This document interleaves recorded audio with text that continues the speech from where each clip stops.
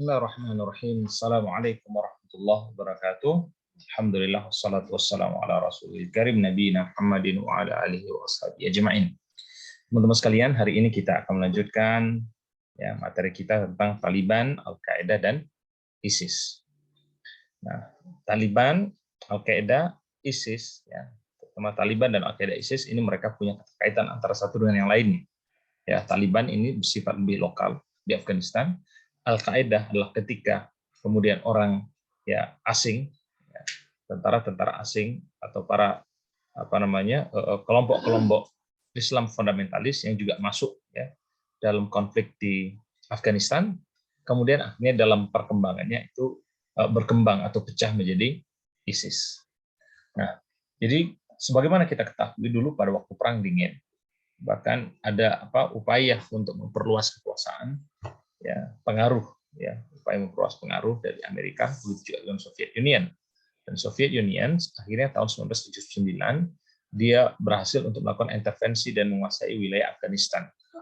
Oleh karena itu, para Islamic Mujahidin mereka berjuang untuk mengusir Soviet Union. Dan tadi sudah kita sampaikan, dari lokal itu ada orang-orang Al-Qaeda, dari lokal itu ada orang-orang Taliban, kemudian masuk orang-orang luar, itu masuk Al-Qaeda, dan kemudian dalam perkembangannya, dimulai dari Irak dan Syria, karena konflik ini tadi itu mereka terkoneksi satu dengan yang lainnya, dan Al-Qaeda itu bukan cuma sekedar ada di Afghanistan, nah mereka pun akhirnya membentuk ISIS, yang awalnya adalah Islamic State of Iraq. Dan mereka mengklaim bahwa diri mereka ini adalah gerakan Islam, meskipun ketiga gerakan ini terkenal dengan karakteristik yang radikal, bahkan mereka tidak jarang kemudian mendukung kekerasan. Kita mulai dari Taliban. Taliban ini berasal dari kata talib, dalam bahasa Arab yang bermakna adalah siswa, atau students, mereka yang sedang belajar. Adapun dalam bahasa Afghanistan, maka ini adalah Pashto, Taliban, Pashto yang akhirnya ditambah dengan akhiran an, Talib, Taliban, Dan Taliban ini berkuasa itu cukup lama di Afghanistan. Awalnya mereka dari tahun 94 sampai 96 hanya sebagai milisi, mencoba untuk memberikan eksistensi mereka dalam politik di di Afghanistan, tapi sebagai milisi. Tapi tahun 96 mereka akhirnya berhasil meraih kekuasaan dan mereka berkuasa selama 5 tahun. Ini adalah periode pertama pemerintahan mereka. Tapi akhirnya tahun 2002, tahun 2021 maka mereka pun bisa ditumbangkan, dan tahun 2001, tahun ini sampai sekarang kemudian Taliban ini berhasil kembali untuk meraih kekuasaan di Afghanistan. Nah, teman-teman sekalian, Taliban ini awalnya berada dalam kepemimpinan Mullah Muhammad Umar. Dia berusaha untuk mengontrol wilayah Kabul, dan kemudian mengimplementasikan Islam atau syariat Islam secara strict, sesuai dengan tafsir mereka.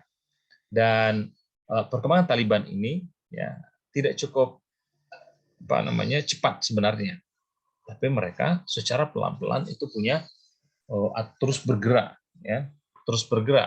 bahkan tahun 98 akhirnya karena mereka tadi sudah berkuasa sejak tahun 96 tadi, mereka pun bisa menguasai kota Bamiyan, dan akhirnya sampai tahun 2001 Taliban ini berhasil menguasai 90% dari wilayah Afghanistan, dan mereka jatuh itu adalah tahun 2001 karena diindikasikan bahwa Taliban ini termasuk dalam gerakan yang mendukung serangan 11 September, sehingga mereka akhirnya dikontrol oleh Amerika, karena Amerika saat itu melakukan perang melawan teroris.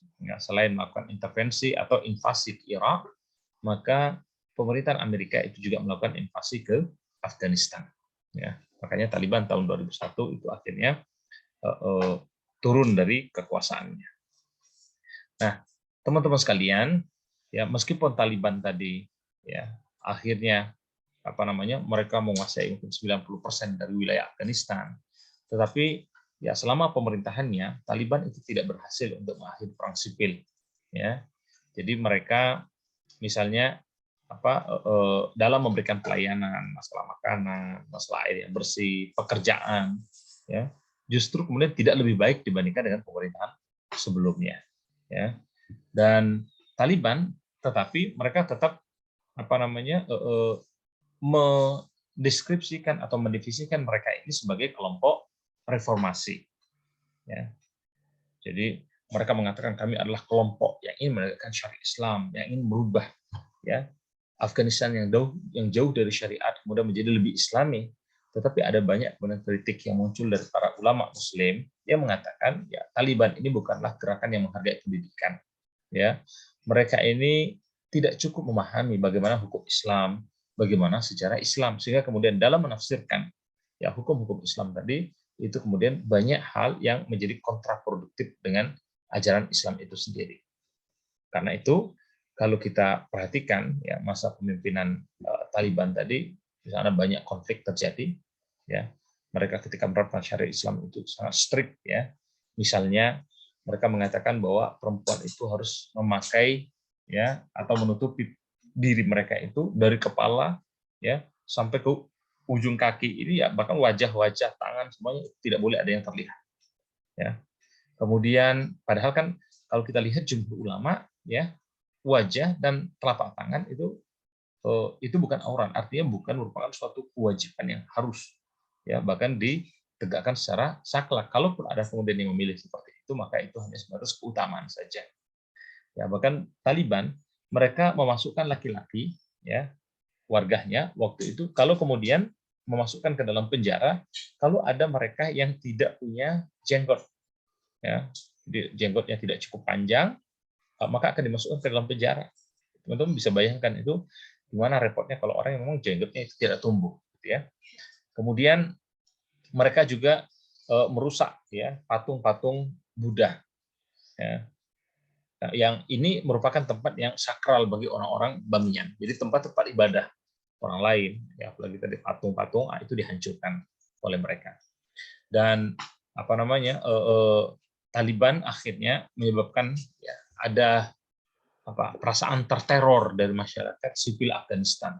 Ya, kalau misalnya ada hal-hal yang dianggap mengancam atau mengganggu ya keberadaan mereka sebagai pemerintah, maka Taliban tadi itu ya dengan gampang melakukan eksekusi terhadap masyarakat sipil. Ya, yang kadang-kadang alasannya ya bukan alasan yang betul-betul serius. Dan ini juga membuat misalnya wanita-wanita Afghanistan pada waktu itu ya mereka susah untuk berkembang, ya posisi mereka itu terdegradasi dan mereka bahkan ya wanita-wanita Afghanistan itu tidak punya kemudian hak untuk mendapatkan pekerjaan, ya mereka bukan cuma tidak bisa bekerja, bahkan untuk pendidikan pun mereka tidak punya akses pendidikan. Ini yang terjadi pada wanita-wanita Afghanistan ya pada masa kekuasaan Taliban. Ya, kemudian Taliban yang pertama maksudnya ya. Kemudian kita juga melihat ya wearing short to play soccer was not allowed, ya. Jadi kalau ada orang misalnya ingin main sepak bola pakai celana pendek, itu tidak boleh. Ya, memang itu aurat. Tapi itu akhirnya bagi dunia barat itu menjadi perhatian sangat luar biasa, ya. Tidak boleh kemudian mendengarkan musik. Ya, ini juga bagian dari syariat Islam. Nah, cuman mungkin persoalannya lebih kepada ya bagaimana perempuan-perempuan tadi itu yang posisi mereka itu akhirnya degradasi. Dan ini akhirnya teman-teman sekalian yang membuat kenapa ketika Taliban sekarang ini naik kembali dalam pemerintahan di tahun 2021 itu muncul kemudian pandangan-pandangan apa kemudian Taliban akan memerintah ya di Afghanistan itu sama seperti periode pertama dulu mereka tahun 96 sampai 2001. Ya meskipun kita ketahui banyak di antara pemimpin Afghanistan mereka yang sudah mengatakan oh tidak, kita tidak akan strict seperti awalnya, tapi kemudian kita sudah bisa melakukan penyesuaian ya dengan berbagai perkembangan yang ada sekarang ini. Nah, sekarang berkaitan dengan Al-Qaeda. Kalau tadi Taliban ini memang adalah lokal ya. Lokal. Bahkan sebenarnya saya punya teman dari Afghanistan yang dia cerita sebenarnya Taliban itu pun ya dulu itu ada beberapa kelompok ya. Jadi ada Taliban yang memang asli mereka ini tadi ingin ingin memperjuangkan Islam, ya spiritnya seperti itu. Tapi ada kemudian kelompok Taliban tadi yang sebenarnya mereka ya dibentuk dalam tanda kutip atau mendapatkan dukungan dari pemerintah Amerika. Karena bagi Amerika, Taliban itu sebagai orang lokal, mereka akan punya kekuatan yang luar biasa untuk mengusir Soviet Union dari Afghanistan, sehingga kemudian pengaruh dari ideologi sosialis itu bisa untuk dikurangi. Nah, karena tadi teman-teman sekalian kita lihat ada isu intervensi asing ya dimulai dari Soviet Union, maka ternyata di Afghanistan ini itu bukan hanya orang lokal yang berusaha untuk terlibat dalam jihad tadi ya, tapi jejaring multinasional atau transnasional dari gerakan Islam itu juga masuk ya. Maka tahun 1988 misalnya Osama bin Laden, Abdullah Azzam ya, mereka secara sukarela datang ke Afghanistan ya untuk berperang melawan Soviet Union. Dan inilah kemudian yang menjadi cikal bakal berdirinya Al-Qaeda. Jadi kalau kita lihat ketika ada Osama bin Laden yang terkenal sangat kaya, kemudian ada Abdullah Azzam dan lain-lainnya, maka mereka melakukan rekrutmen ya terhadap aktivis-aktivis Muslim itu dari berbagai negara. Yang singkat cerita akhirnya ini menyebabkan Soviet Union itu menarik diri mereka dari Afghanistan tahun 1989. Ya. Dan ketika mereka menarik diri, ya tidak kemudian serta-merta Al-Qaeda tadi itu selesai. Ya. Bahkan mereka kemudian mereka membangun jejaring koordinasi juga untuk melakukan hal yang sama di negara-negara Islam yang lainnya. Kata mereka, terbukti kita ketika bergerak bersama, ya jejaring transnasional ini bisa mengusir penjajah, ya Soviet maksudnya, maka begitu juga dengan dunia Islam yang lain, ya, mereka pun berusaha untuk masuk, ya, untuk melakukan peperangan. Maka kalau kita lihat, teman-teman sekalian, ya dalam gerakan Al-Qaeda ini ada beberapa gerakan militan Islam lainnya itu yang merger, ya, mereka bergabung. Misalnya gerakan jihad Islam Mesir, ya. Kemudian juga mungkin gerakan-gerakan Islam yang lainnya, bahkan tidak sedikit ya orang-orang Indonesia juga bergabung. Yang kalau awalnya yang mereka lawan itu adalah Soviet Union, akhirnya mereka pelan-pelan justru juga mendeklarasikan perang itu melawan Amerika Serikat. Karena mereka mencoba melihat, oh ternyata Amerika Serikat ini adalah negara yang banyak melakukan intervensi ya terhadap dunia Islam. Ya. Jadi akhirnya kalau kita lihat ya Al-Qaeda ini dia mendirikan camp di berbagai tempat ya di dunia Islam. Mereka melakukan training ya puluhan ribu kelompok-kelompok radikal tadi itu untuk melakukan latihan paramiliter ya, dan mereka akhirnya juga melakukan berbagai serangan teroris ya. Dan ini misalnya ketika mereka melakukan serangan terhadap kedutaan Amerika di Nairobi ya, mereka melakukan serangan di Dar es Salaam Tanzania, mereka melakukan bom bunuh diri itu di Yaman ya. Kemudian tahun 2001 ini ada indikasi kuat bahwa gerakan Al-Qaeda itulah kemudian yang terlibat dalam serangan 11 September ya, ketika mengebom WTC ya dan Pentagon ya. Jadi Osama bin Laden itu dianggap sebagai orang yang berada di balik serangan tadi. Nah, Al-Qaeda ini teman-teman sekalian terkenal karakternya adalah sebagai gerakan yang mengorganisir ya serangan-serangan itu bahkan dengan melakukan serangan bunuh diri ya. Dan biasanya mereka ketika melakukan serangan itu tidak hanya di satu tempat, tapi mereka juga melakukan pengeboman itu di berbagai target, sehingga kemudian efeknya itu akan jauh lebih terdengar ya. Dan mereka meyakini misalnya kelompok Kristen atau Yahudi atau siapapun yang beraliansi dengan mereka yang ini itu dipimpin oleh Amerika Serikat ini sedang melakukan konspirasi ya, melakukan perang terhadap umat Islam ya, perang untuk menghancurkan Islam. Oleh karena itu ya mereka harus diperangi. Selain itu kata mereka, sekarang ini yang harus kita perangi adalah orang-orang yang mendukung hukum-hukum yang dibuat oleh manusia. Jadi kalau misalnya ada syariat itu tidak berdasarkan dengan syariat Islam, maka ini juga harus dilawan. Nah, kepemimpinannya ya Osama bin Laden ya dari tahun 1988 sampai Mei 2011 ya. Jadi termasuk dalam masalah pendanaan ya. Tapi kemudian Osama bin Laden pada tanggal 1 Mei 2011 itu terbunuh di Pakistan. Nah, setelah itu kemudian kepemimpinan ada pada Zuhairi ya, yang dia akhirnya mengendalikan kepemimpinan tadi sekalian. Sebelumnya itu ada Saif al-Adil yang menjadi komandan sementara ya, ketika Osama bin Laden itu terbunuh. Ya. Dan ada banyak serangan-serangan ya. Meskipun sekarang kita lihat kan Al-Qaeda ini kan ya tadi seperti yang saya sampaikan itu berkembang menjadi ISIS, mereka tidak sama. Ya. Kemudian juga di Indonesia pun misalnya ada kalau ke Al-Qaeda mereka lebih ke Jamaah Ansarut Tauhid (JAT) ya. Itu berkembang seperti itu. Jadi mereka nanti berbagai tempat, berbagai negara itu bentuknya itu atau mungkin namanya itu menjadi berubah. Ada banyak kemudian serangan yang mereka lakukan ya, bahkan yang terbunuh itu sampai ribuan orang ya sejak 11 September 2001 mereka melakukan serangan di berbagai tempat bahkan termasuk negara-negara Islam ya yang banyak mereka lakukan di Tunisia, di Indonesia, di Kenya, Maroko, Turki, Spanyol, London, Jordan ya. Kemudian Aljazair, ini adalah tempat-tempat yang melakukan serangan Al-Qaeda. Nah, sekarang ISIS ya.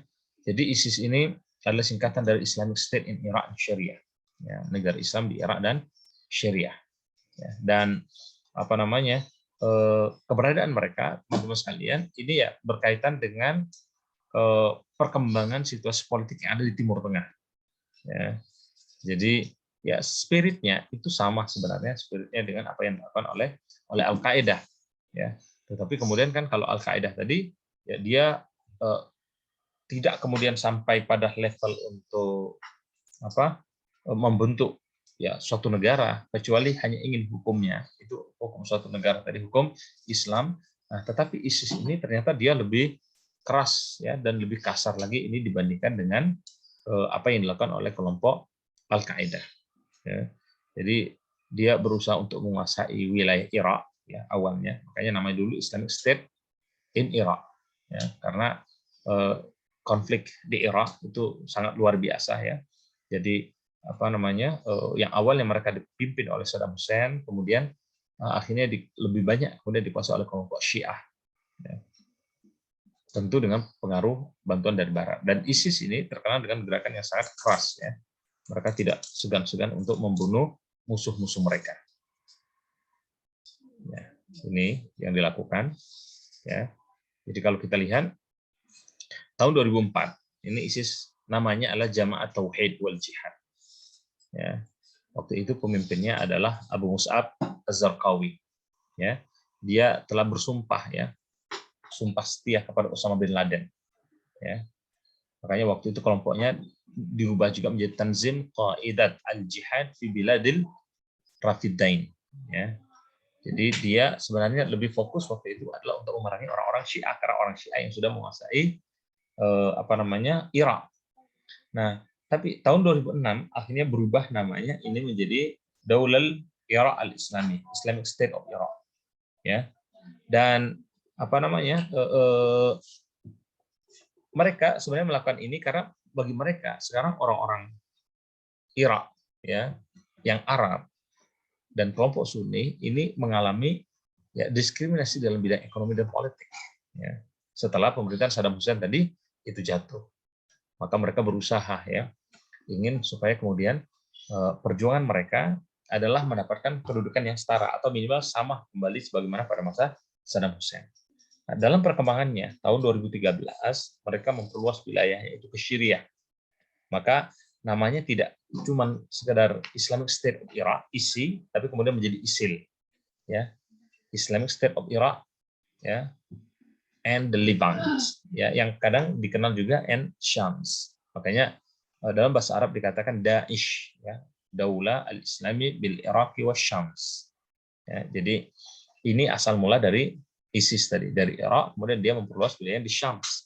Ya, Syam itu adalah Syria. Meskipun kalau dulu pada masa Nabi Muhammad, ya Syam itu ya termasuk juga berarti Jordan, termasuk Lebanon, termasuk Palestina. Nah, ISIS dia tadi sudah kita sampaikan itu sangat dekat dengan Al-Qaeda, ya. Tapi ini hanya sampai tahun 2014.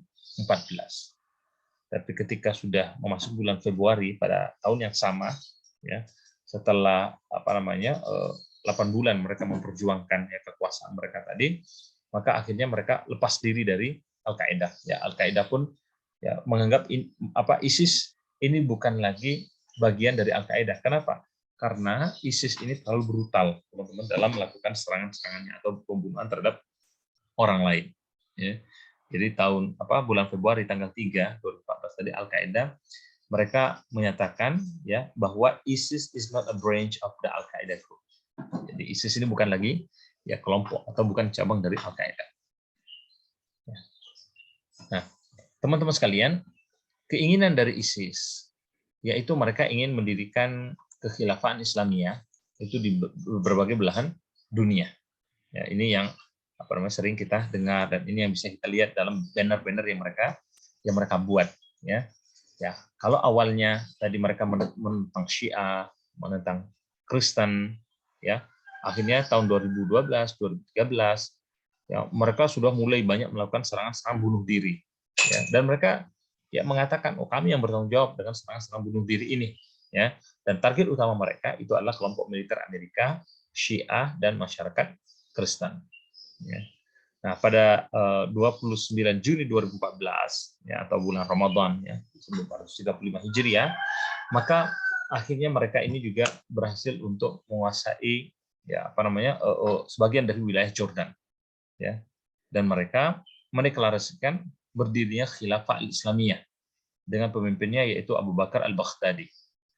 Jadi mereka mengatakan, oh sekarang Khilafah Islamiyah telah berdiri kembali. Nah, tapi ini beda ya teman-teman nanti dengan Hizbut Tahrir. Jadi spiritnya sama, pendidikan khilafah Islamiyah, tapi kemudian ya Hizbut Tahrir itu tidak mereka melakukan kekerasan ya sebagaimana halnya yang dilakukan oleh ISIS. Ya. Jadi waktu itu Abu Bakar al-Baghdadi bahkan dia meniru ucapan dari Abu Bakar As-Siddiq. Kata dia, aku bukan yang terbaik di antara kalian.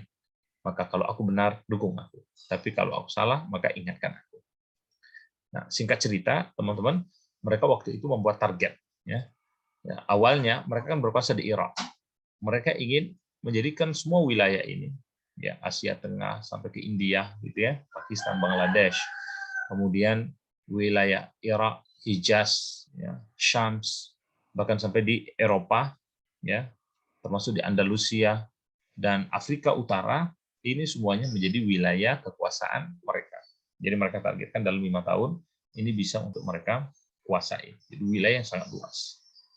Nah, ISIS, teman-teman sekalian, merupakan gerakan yang sangat sistematis, terorganisir, ya. Mereka bahkan sudah punya 16 wilayah ya pada waktu itu, atau 16 provinsi, 16 distrik, baik di Irak maupun di Syria. Dan mereka ingin membangun cabang ini sampai ke berbagai belahan dunia. Makanya ISIS pun itu juga gerakannya itu sampai ke Indonesia, dan tidak sedikit di antara orang Indonesia yang juga gabung dalam ISIS, ya. Dan kalau kita lihat akhirnya dengan keberadaan ISIS, ya, karena ISIS akhirnya kan dia ya meskipun adalah kelompok Sunni, tapi dalam peristiwa misalnya Syria, nah, panjang ceritanya, ya, tapi akhirnya ini juga menyebabkan pecahnya kelompok oposisi tadi, ya. Jadi Bashar al-Assad itu awalnya sudah lemah, ya, bahkan dikabarkan melarikan diri ke Rusia. Tapi karena muncul ISIS yang justru balik juga memerang kelompok oposan yang mereka basisnya banyak di Saudi Arabia, akhirnya ini memperkuat posisi dari Bashar al-Assad. Ya, karena kelompok oposisi menjadi pecah. Ada kelompok Sunni yang didukung oleh Saudi Arabia, kemudian ada muncul kelompok ISIS. Dan ISIS ini, teman-teman sekalian, ya telah menyebabkan ya terbunuhnya lebih dari 1.000 orang, ya, yang mereka ini ya tentu notabene kebanyakan adalah dari Ahlus Sunnah wal Jamaah. Ya, di Lebanon misalnya 3 Januari 2014, ya, pemimpin kelompok Salafi di Jordan mengatakan ISIS ya ini telah melakukan infiltrasi ke Lebanon itu secara militer. Jadi militernya sangat kuat. Bahkan ISIS ini sudah menguasai semua sistemnya yang belum mereka, jadi dari pesawat, dari kelompok militer, semuanya itu sudah sangat kuat. Ya, mereka hanya kurang dalam pengakuan ya dunia internasional.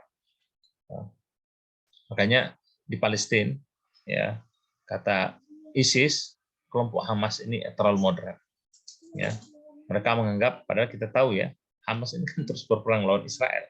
Tapi kata mereka, oh tidak komitmen ya Hamas ini dalam memerangi Israel. Ya, akhirnya teman-teman sekalian ya semangat yang begitu kuat dari kelompok ISIS ini tentu kemudian mempengaruhi stabilitas politik ya di dunia Islam yang menjadi tidak stabil gitu ya.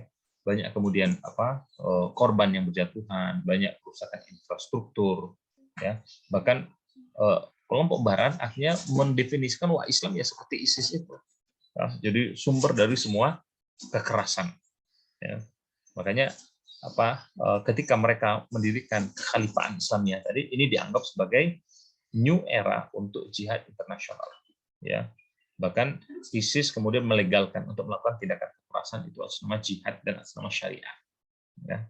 Dan mereka punya sistem militer yang sangat kuat. Mereka punya sistem komando yang sangat kredibel. Ya. Kontrolnya itu juga kuat.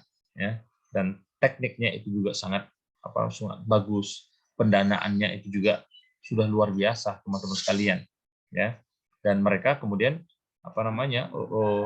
punya sumber ya manpower yang luar biasa untuk menegakkan atau melakukan operasi mereka di berbagai tempat. Ya. Orang-orang ISIS ini punya skill itu yang bagus dalam perang gerilya, ya. Karena mereka tadi hakikatnya ya telah menghadapi atau peperangan yang luar biasa di berbagai tempat, Afghanistan termasuk juga di Irak. Ya. Fasilitas militernya itu juga bagus, ya. Bahkan mereka sempat menguasai material nuklir ya untuk mengembangkan nuklir itu di Universitas Mosul tahun 2014. Nah, karena itu teman-teman sekalian kita melihat ya ISIS ini ya dia sangat berbahaya dan ideologi, menggambarkan Islam sangat keras. Mereka sangat kuat ya, dan mereka akhirnya sebenarnya pada aspek yang lain juga memunculkan Islamofobia ya, di tengah kelompok-kelompok yang lain ya, terutama non Muslim atau orang Barat yang memang mereka sudah ada ketakutan dengan Islam karena berkembangnya isu terorisme ya. Jadi ini ya seakan-akan mengatakan wah berarti benar dong ya terorisme selama ini itu dikomandoi oleh kelompok Islam ya. Tapi ini yang panjang ya penjelasannya. Amerika dan Iran akhirnya ini mendapatkan manfaat yang banyak ya dengan keberadaan ISIS tadi. Ya meskipun mereka ingin menyerang Amerika, menyerang Iran, tapi justru kemudian dalam opini publik ya Amerika dan Iran itu mendapatkan manfaat yang banyak. Ya, termasuk seperti tadi dalam kasus Syria ya. Yang awalnya Bashar al-Assad itu sudah semakin lemah, akhirnya karena ISIS ya mereka pun menjadi kuat kembali ya. Bahkan di Indonesia teman-teman sekalian pengaruh ISIS ini juga luar biasa ya. Orang banyak misalnya menjustifikasi gerakan-gerakan Islam yang lain hanya karena mungkin tampilan yang sama dengan tampilan orang-orang ISIS, langsung ini pasti orang ISIS ya, padahal ya kalau kita lihat berdasarkan hadis Rasulullah SAW ya gambaran mereka ini mungkin sama seperti kelompok Khawarij, ta'ifatun indaha ghulu ya, yaitu kelompok yang berlebihan dalam agama, mujtahidun fiddin, sungguh-sungguh dalam agama ya, indahum ijtihadu fis shalah, sungguh-sungguh dalam salat wal qiraah wa ghairi dzalika, bacaannya. Bahkan idza qara'a ta'ajjabaka qira'atih, kalau mereka membaca Al-Qur'an mungkin kalian akan takjub kata Rasulullah dengan bacaan mereka. Kalau mereka salat kalian akan takjub dengan salat mereka. Idza qara'a ya walakin indahum ghulu, tapi mereka ini kata Rasulullah adalah orang-orang yang ghulu, yukaffiru ahlul ma'asi. Ya, mereka ya dengan gampang mengkafirkan ahli maksiat. Ya. Padahal dalam Islam, teman-teman sekalian, orang maksiat itu tidak kafir. Ya, mereka berdosa, mereka melakukan kezaliman terhadap diri mereka sendiri. Tapi bukan kemudian kafir, apalagi sampai boleh untuk dibunuh. Ya. Siapa yang berzina kafir, siapa yang meminum khamar kafir, siapa yang durhaka pada orang tua kafir, siapa yang melakukan dosa kafir, ya. Dan inilah yang kata Rasulullah, mereka ini ya yang merikuna minal Islam kama yamriku asham minar ramiyah. Ya, mereka keluar dari Islam sebagaimana keluarnya busur itu dari keluarnya panah dari busur. Ya, makanya kata Rasulullah, kalau kalian ketemu dengan mereka, bunuh mereka. Ya, dimanapun kalian bertemu dengan mereka. Kenapa? Fa inna fi qatlihim ajran lima qatlihim. Siapa yang membunuh mereka, bagi mereka pahala. Ini kenapa? Karena rusaknya pemahaman yang dimiliki oleh kelompok Khawarij atau kelompok ISIS ini. Ya. Nah, ini mungkin teman-teman sekalian yang bisa saya sampaikan sekitar pengantar untuk diskusi kita. Monggo silakan kalau ada yang ingin teman-teman diskusikan atau tanyakan, kami persilakan. Assalamualaikum warahmatullahi wabarakatuh.